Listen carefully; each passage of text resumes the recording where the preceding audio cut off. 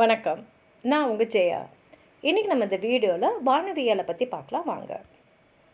பழந்தமிழர்கள் மெய்யியல் கொள்கைப்படி நிலம், நீர், தீ, காற்று, விசும்பு இந்த 5 ஐம்பெரும் பூதங்களாக கருதுனாங்க. பூதம்னா ஒரு பெரும்பொருள். இதை நம்ம அளவிடவே முடியாது. பல்வேறு நுட்பொருட்களும் இடமளிக்கக்கூடிய ஒரு இடம் அது. பல்வேறு பொருட்களும் உருவாக காரணமாக இருக்கிறதும் அதுதான்.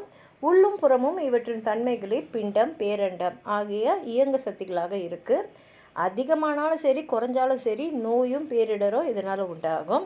இதை குறித்த நுட்பமான அறிவை பழந்தமிழர்கள் இருந்தது. இதனை பண்டத்தமிழ் மனுவியல் தெளிவாக நமக்கு காட்டுது. அந்த வகையில் ஐம்பெரும் பூதங்களில் ஒன்றான விசும்பு குறித்த பழந்தமிழ் அறிவு கோட்பாடுகளை வானவியல் காண்கிறது. இயற்கையிலிருந்து விலகி செல்லாமல் இயற்கையோடு எந்த பயணித்த பழந்தமிழர் ஐம்பூதங்களை பற்றி தெரிஞ்சிருந்தாங்க. குறிப்பாக எளிதில் எட்டவிட முடியாத உயரத்தை கொண்ட ஆகாயத்தை பற்றியும், வளிமண்டல அடுக்கு நிலைகளை பற்றியும், காற்றின் தன்மை, காற்று வழங்கும் நிலை, காற்று வழங்கா பெருவிழி குறித்த நாள்மீன், கோல்மீன் அதோடைய நிலை மற்றும் தன்மை, இயங்க சக்தி போன்றவற்றுக்கும் பூமியின் நிகழ்வுகளுக்கும் இடையான தொடர்பு பற்றியும் நுண்ணித்தின் அறிவு அவங்க ஆராய்ச்சி செஞ்சுருக்காங்க. அதெல்லாம் இலக்கியங்களும் இன்னும் பிற வடிவங்களையும் பதிவு செஞ்சுருக்காங்க. இன்றைக்கி இது வானவியலில் அவளுக்கு இருந்த பரந்தப்பட்ட அறிவை நமக்கு எடுத்துக்காட்டுது.